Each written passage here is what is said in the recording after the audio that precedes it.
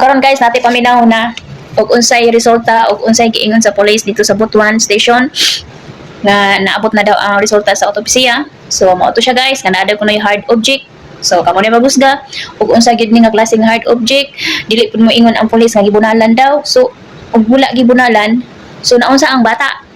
Nahulog, padulong sa bato nga dako, or nahulog siya tapos nagiligiran og dakong bato, ganon. Tapos mao to siya nga napunta siya dito sa atong sapa-sapa ug asa siya nakitaan. O mao to guys, ato ning paminawon ang istorya sa pulis dito sa Butuan City. Mao ni siya guys, ato paminawon. Sabay-sabay na to maminaw ta sa wala pa nakapaminaw ani. Minaw ta.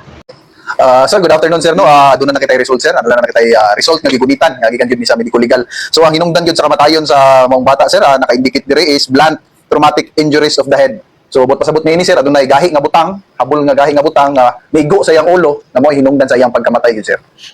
So since karon lang ni naabot sir, aduna nakita yung lead sir nga nagi foul play nga nahitabo sir. So nagi ni siya foul play, bot pasabot ang atong palawman ani is mailhan nato og kinsa na gid suspect aning pagpatay sa bata sir. So sa pagkakaroon sir, karong adlaw ibalik na po nato ang mga investigator dito sa ilang balay o ang katunga po sa ila tuwa po sa crime scene sir aron na namasinta nga makakita ta og mga possible nga evidences, blood stains sa og naamagay sa ilang balay, pwede ta makakuha basin na blood stains ito, mga DNA nga makapagpamatuod kung diin nahitabo gitong or patay na ba siya nga gidala dito gikan sa ilang panimalay. So mamasinta dito sa ilang balay ug dapat ay ma-recover ng mga evidences gid sir. Ang iyang nawong is adunay multiple fracture ug ang iyang skull is naay mga crack. So ako lang hangyo no sa ginikanan kung aduna pa man gid sila wala pa gitug-an sa moa. So samtang sayo pa naa naman gid ang result mogawas naman gid ang kamatuoran niini. So akong gihangyo nga aduna sila nahibaw no nga mo maghatag og kasulbaran aron masulbad nato ni kamatayon sa mga bata. So patugan na sila no.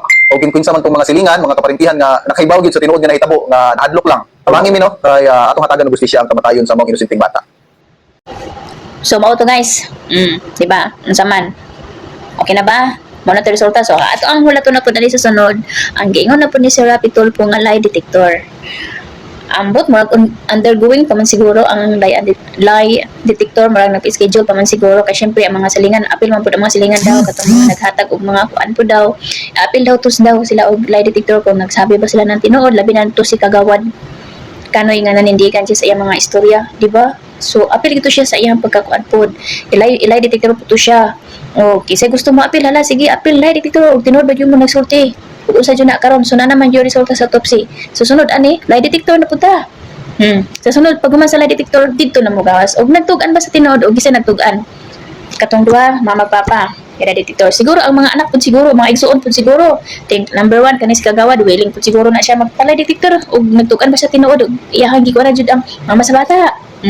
Sige, mo ni atong naton guys ha. Ora to siya. Di ba? Kamo ni magusga. Ikapoy. Bingon dayon nga kuan. Basta bora to.